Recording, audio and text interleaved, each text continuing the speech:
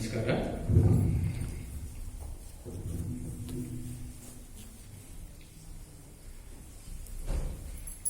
ಪದ ಗೋ ಅನ್ನೋದಕ್ಕೆ ಹಲವಾರು ಮೀನಿಂಗ್ ಇದೆ, ಅರ್ಥ ಇದೆ.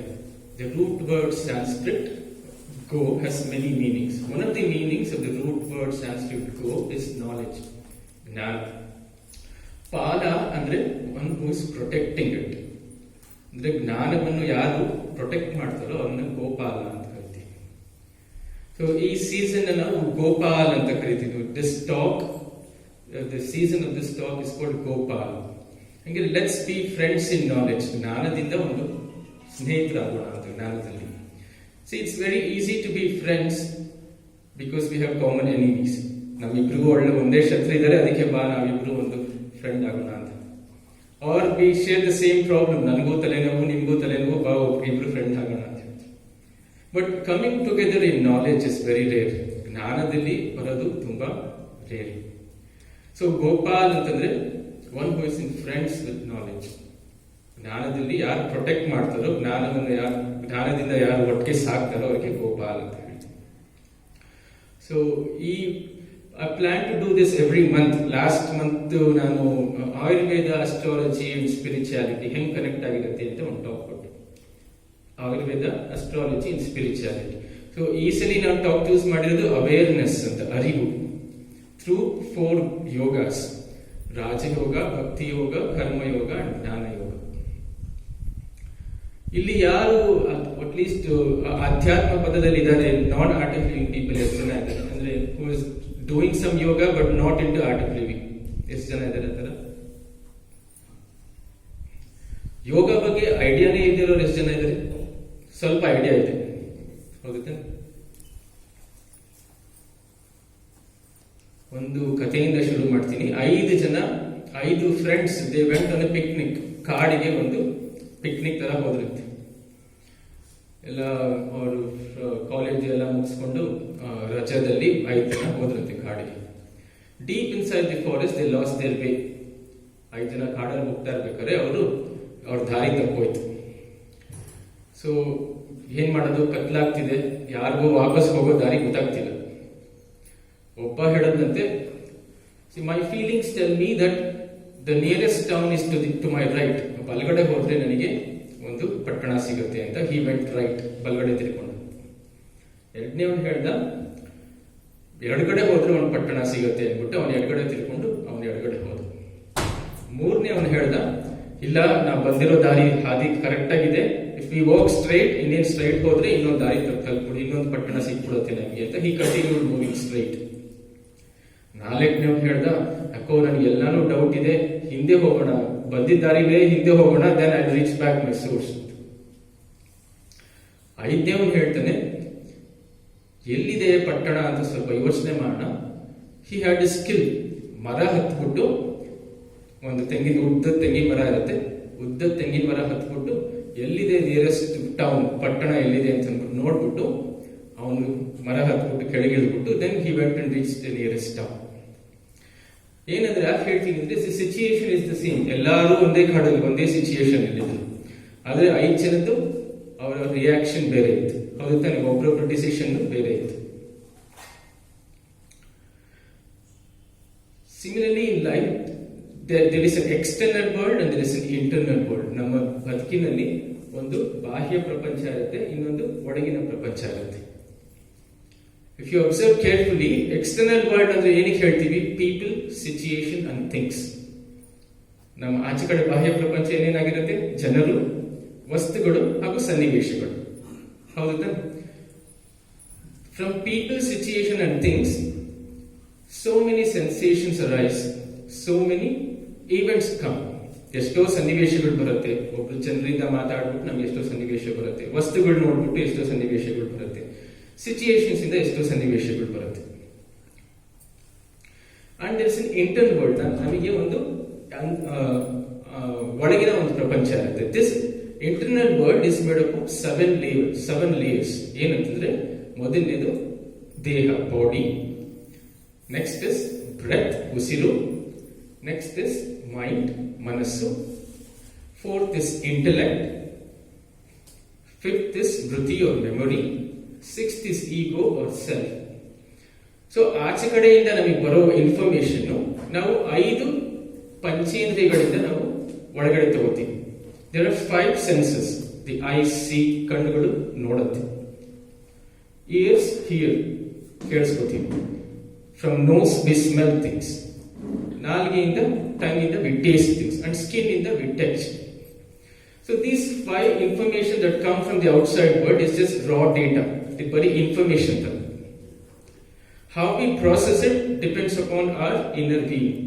ನಾವು ಹೆಂಗೆ ಅದನ್ನ ಇನ್ಫಾರ್ಮೇಶನ್ ಹೆಂಗೆ ನಾವು ಅರ್ಥ ಮಾಡ್ಕೋತೀವಿ, ಆ ಸನ್ನಿವೇಶಕ್ಕೆ ಹೆಂಗೆ ಪ್ರತಿಕ್ರಿಯಿಸ್ತೀವಿ, ಈ 7 ಪದರಗಳಿಂದ ಆಗುತ್ತೆ. Pratibha first slide. ಯಾವುದು? ದಿ 7 ಲೆವೆಲ್ಸ್ ಏನು? Body, breath, mind, intellect, memory, ego and the self. ದೇಹ, ಉಸಿರು, ಮನಸ್ಸು, ಬುದ್ಧಿ, ಸ್ಮೃತಿ, ಅಹಂ, ಈಗೋ ಹಾಗೂ ಆತ್ಮ.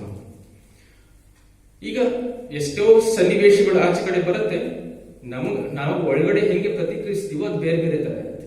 ಹೌದು ತಾನೆ? ಹೆಂಗ ಒಂದು ಎಕ್ಸಾಂಪಲ್ ಹೇಳಿದೆ, ಕಾಡಲ್ಲಿ 5 ಜನ ಹೋದ್ರು, 5 ಜನನು ಬೇರೆ ಬೇರೆ ಡಿಸಿಷನ್ ತಗೊಂಡ್ರು. ಸೊ 5 ಜನದಲ್ಲಿ ಯಾವ್ಯಾವ ತರ ವೃತ್ತಿಗಳು ಇದೆಯೋ, ದ ಟೆಂಡೆನ್ಸೀಸ್ ದೇ ಹ್ಯಾವ್, ಅದ್ರ ಮೇಲೆ ಅವರು ಬಾಹ್ಯ ಪ್ರಪಂಚವನ್ನ ನೋಡ್ತಾರೆ. ಒಬ್ರಿಗೆ ಲೆಫ್ಟ್ ಹೋಗ್ಬೇಕು ಅನ್ಸ್ತು, ಲೆಫ್ಟ್ ಹೋದ. ಇನ್ನೊಬ್ರು ರೈಟ್ ಹೋಗ್ಬೇಕು ಅನ್ಸ್ತು, ರೈಟ್ ಹೋಗ. ಇನ್ನೊಬ್ಬ ಸ್ಟ್ರೈಟ್ ಹೋಗ್ಬೇಕು ಅನ್ಸ್ತು, ಸ್ಟ್ರೈಟ್ ಹೋದ. ಇನ್ನೊಬ್ಬ ಅರಿವಿದ್ದವನಿಗೆ ಮೇಲ್ ಹೋಗ್ಬಿಟ್ಟು ಮರ ಹತ್ಬಿಟ್ಟು ಯಾವ್ದು ನಿಯರೆಸ್ಟ್ ವಿಲೇಜ್ ಎಲ್ಲಿದೆ ಅಂತ ನೋಡ್ಬಿಟ್ಟು ಊರು ಸೇರ್ಕೊಂಡು. ಸೊ ಎಕ್ಸ್ಟರ್ನಲ್ ವರ್ಲ್ಡ್ ಇಂದ ನಮಗೆ ಸಿಗ್ನಲ್ಸ್ ಬರುತ್ತೆ ಥ್ರೂ 5 ಸೆನ್ಸಸ್. 5 ಪಂಚೇಂದ್ರಿಯಗಳಿಂದ ನಮಗೆ ಸಿಗ್ನಲ್ಸ್ ಬರುತ್ತೆ. ನಮ್ಮ ಒಳಗೆ ಏನಾಗುತ್ತೆ? Sensations arise. ಒಂದು ತಿಂಡಿ ವಸ್ತು ನೋಡಿದ್ರೆ ನಾಲ್ಗೆ ಚಪ್ಪರಿಸ್ತೀವಿ, ಅಥವಾ ಒಂದು ಒಳ್ಳೆ ಸೀನ್ರಿ ನೋಡಿದ್ರೆ ಕಣ್ಗಳು ನೋಡ್ಬೇಕು ಅಂತ ಮನಸ್ಸಿಗೆ ಹೇಳುತ್ತೆ, ಅಥವಾ ಒಂದು ಒಳ್ಳೆ ಹಾಡು ಕೇಳಿಸ್ಕೊತಿದ್ರೆ ಕಿವಿ ಇಂಪಾಗುತ್ತೆ. ಆ ಎಕ್ಸ್ಟರ್ನಲ್ ವರ್ಲ್ಡ್ ಬರೋದು ನಾವು ಒಳಗಡೆ ಪ್ರೋಸೆಸ್ ಮಾಡದೆ ಸಾಮಾನ್ಯವಾಗಿ ವಾಪಸ್ ಆಚೆ ಕಡೆ ಹಾಕ್ತೀವಿ. ಇದನ್ನ ರಿಯಾಕ್ಷನ್ ಅಂತೀವಿ. ಅಂದ್ರೆ external there is stimulants outside, there is sensations that arise inside, and then we react. ಹೌದು ತಾನೆ? ಒಂದು ಇನ್ಫಾರ್ಮೇಶನ್ ಬರುತ್ತೆ, ನಾವು ಎಷ್ಟೋ ಒಂದು ಸೆನ್ಸೇಷನ್ಸ್ ಆಗುತ್ತೆ, ವಾಪಸ್ ನಾವು ರಿಯಾಕ್ಟ್ ಮಾಡ್ತೀವಿ.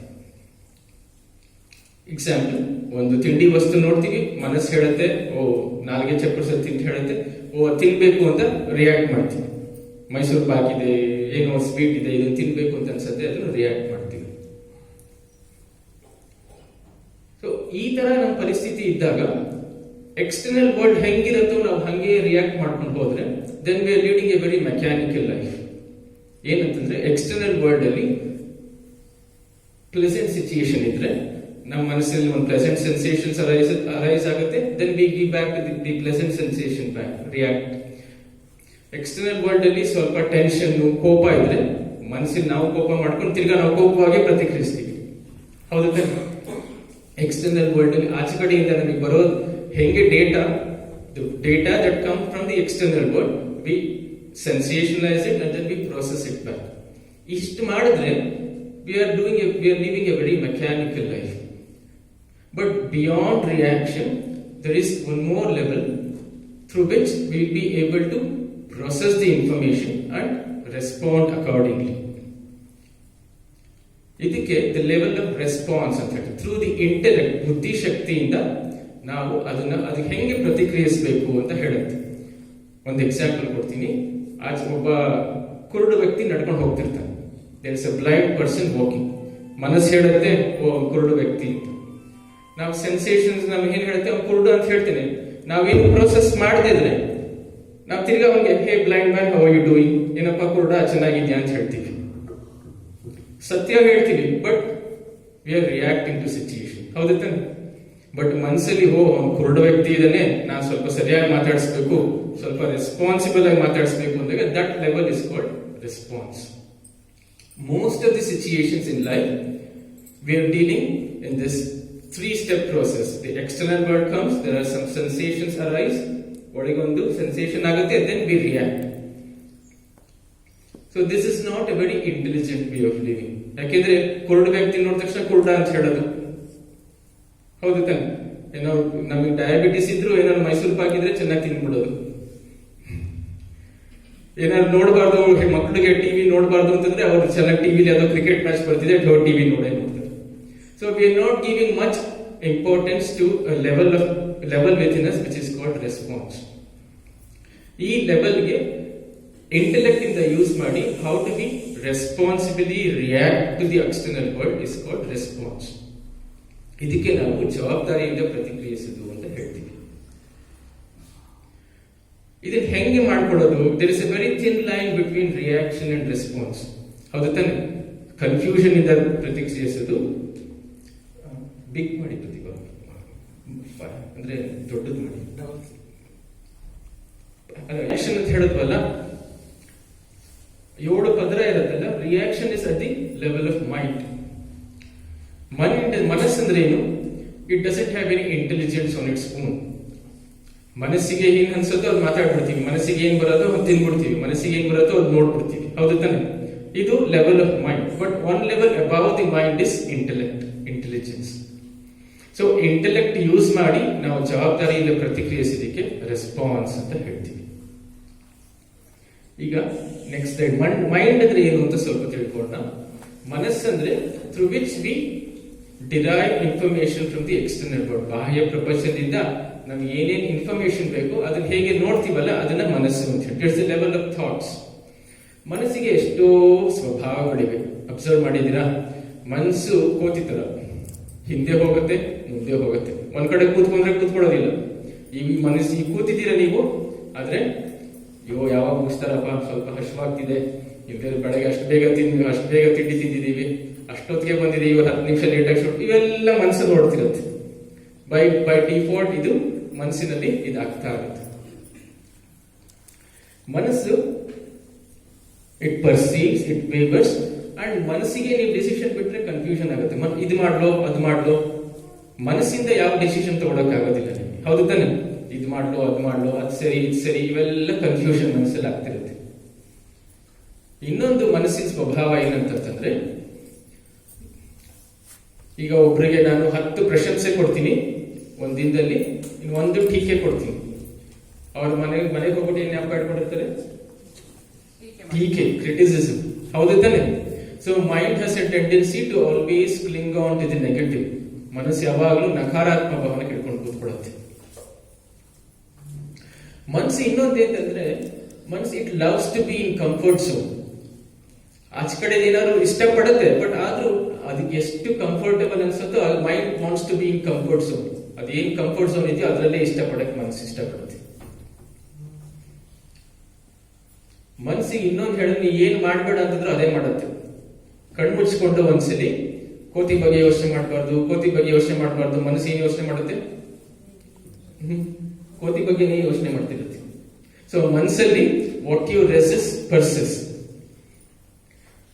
ಆಮೇಲೆ ನಾ ಹೇಳ್ದಂಗೆ ಮನಸ್ಸಿಂದ there is a reaction that happens to the mind. But beyond the mind, ಮನಸ್ಸಿಂದ ಆಚೆಗೆ ಒಂದು ಲೆವೆಲ್ ಆಫ್ ಇಂಟೆಲೆಕ್ಟ್ ಇರುತ್ತೆ. ಇದನ್ನ ನಾವು ರೆಸ್ಪಾನ್ಸ್ ಅಂತ ಹೇಳ್ತೀವಿ. ನೆಕ್ಸ್ಟ್ ಸ್ಲೈಡ್ ಹೋಗಿ.